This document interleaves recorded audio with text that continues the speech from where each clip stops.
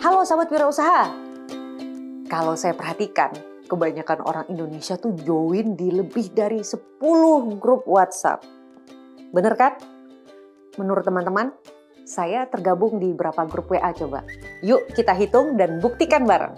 Nah, supaya nggak perlu hitung manual satu-satu, ada triknya nih. Pertama, kirim chat aja ke nomor sendiri. Misalnya buat link wa.me ke nomor sendiri, lalu klik dan chat. Cek deh kemudian profil diri sendiri tadi. Scroll ke bawah, lihat jumlah grup incumbent-nya. Nah, langsung ketahuan. Ternyata saya tergabung di 263 grup. Ini grup apa aja sih? Nanti kita bahas. Intinya, teknologi itu perlu digunakan optimal untuk meningkatkan produktivitas individu maupun bisnis kita. Sekarang banyak sekali teknologi digital penunjang produktivitas berupa aplikasi atau website yang bisa digunakan di HP ataupun di laptop. Tapi ingat, makin banyak aplikasi digital juga bisa bikin puyeng kan? Dari masalah lupa password lah, boros kuota data lah, memori terbatas lah, storage atau penyimpanannya penuh lah, sampai isu keamanan seperti akun kita kena hack. Makanya sebelum nambah aplikasi digital, sebaiknya pastikan dulu nih bahwa aplikasi yang saat ini sudah dipakai sudah dioptimalkan manfaat fitur-fiturnya. Seperti manfaat dari fitur WhatsApp Group. Yuk kita bahas. Sahabat wirausaha, aplikasi WhatsApp yang memiliki fitur broadcast dan grup membuat WhatsApp menjadi aplikasi dengan fungsi utama untuk komunikasi, tapi juga bisa memiliki fungsi sebagai media komunitas. Tentunya dengan lingkup jangkauan pemirsa yang terbatas jika dibandingkan dengan media sosial misalnya. Teknologi di aplikasi WhatsApp mengenkripsi data chat kita sehingga bersifat rahasia.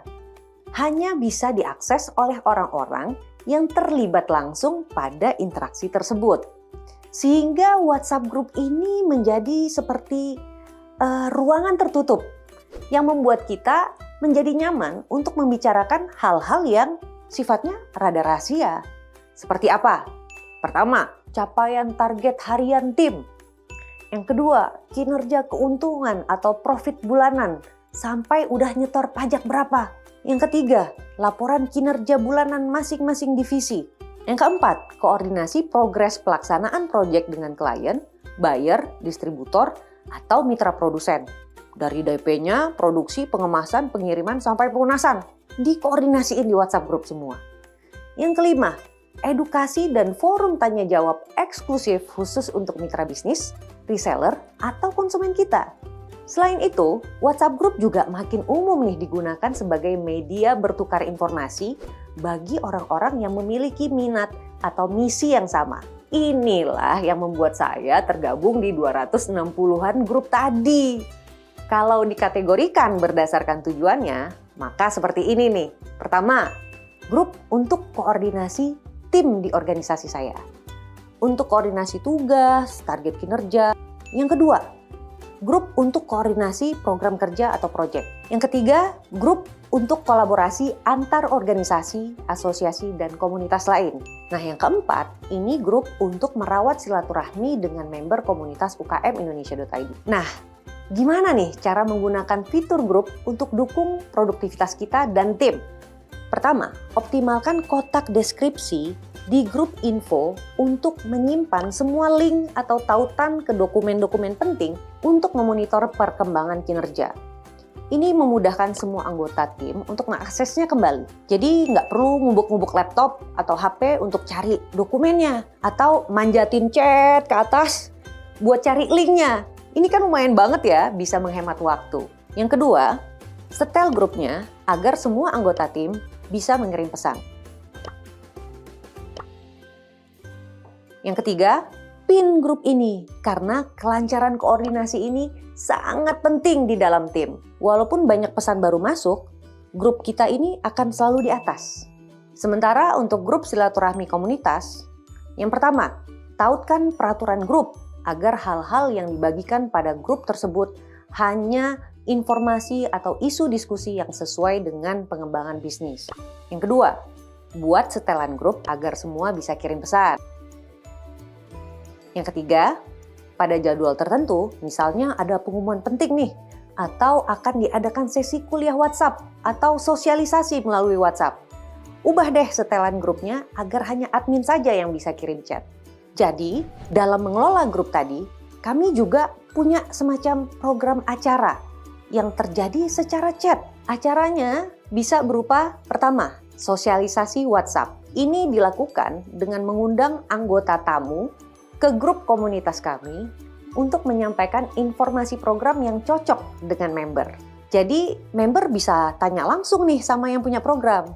Nah, setelah selesai sesi pengumuman dan tanya jawabnya, anggota tamu tadi kami persilakan untuk keluar lagi dari grup. Yang kedua adalah acara berupa kuliah WhatsApp atau Kulwap.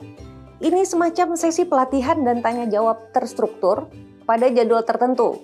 Biasanya nih sesinya 2 jam. Misalnya di hari Kamis dari jam 10 sampai jam 12 siang. Saya akan ulas lebih dalam terkait Kulwap ini ya. Karena metode ini sudah kami gunakan untuk mengelola pelatihan sejak 2020. Walau tercetus karena dipicu pandemi, hasilnya bagus banget. Skor kepuasan peserta sekitar 9,8 dari skala 0 sampai 10. Tingkat kelulusan tepat waktunya pun 48%. Metode ini bisa kamu lakukan juga nih untuk edukasi atau beri pengarahan, briefing ke tim.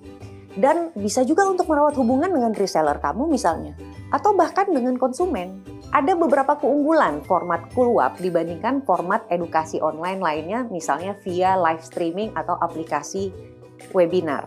Pertama, lebih hemat konsumsi datanya. Yang kedua, semua konten tertulis, jadi mudah dibaca lagi. Apalagi di WhatsApp ada fitur star atau bintangi. Jadi kalau ketemu pesan jawaban yang menarik, tinggal di star aja deh. Nanti jadi lebih mudah ditemukan lagi. Yang ketiga, data chatnya bisa diunduh jadi arsip. Yang keempat, bisa monitor berapa banyak yang baca pesannya. Kalau di aplikasi webinar, kita cuma tahu jumlah yang online. Tapi yang beneran nyimak kan kita nggak tahu. Yang kelima, tetap bisa seru kok karena ada ragam stiker lucu. Secara umum, begini nih teknis persiapannya. Pertama, tentukan tim pengelola. Kalau di kami biasanya ada 3 peran ya, yaitu admin atau fasilitator, moderator, dan narasumber atau trainer. Kalau sesi Kulwapnya pesertanya sedikit, misalnya di bawah 50, biasanya peran admin dan moderator dijalankan oleh orang yang sama. Yang kedua, undang peserta grupnya. Minimal 3 jam deh sebelum jadwal sesi dimulai. Sistemnya admin nih yang invite satu-satu. Karena kalau kita kirim link undangan, akhirnya kita nanti bingung deh. Karena ada nomor-nomor asing yang nggak ada di database. Kok gabung ke WA kita? Yang ketiga, kunci dulu setelan agar hanya admin yang bisa mengirim pesan. Yang keempat, buat grup belakang layar nih. Yang isinya admin, moderator, dan trainer saja.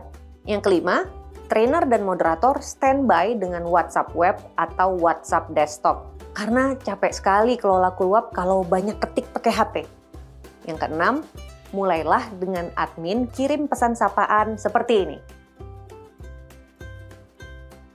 Jika ada pengumuman berikutnya, misalnya terkait alur program, ini bisa dikirim sekitar 15 menit kemudian.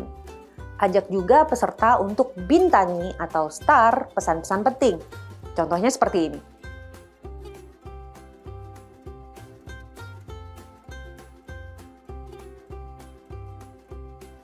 Ketujuh, sekitar 15 menit sebelum sesi dimulai, kirimkan deh tuh peraturan grupnya. Misalnya seperti ini.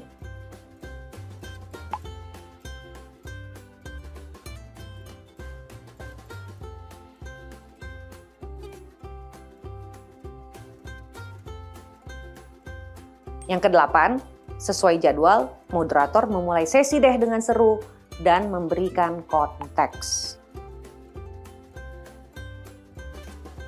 Trainer langsung bales deh dengan seru. Kalau saya biasanya kirim stiker atau pantun dulu. Lumayan efektif ini untuk bikin peserta senyum-senyum.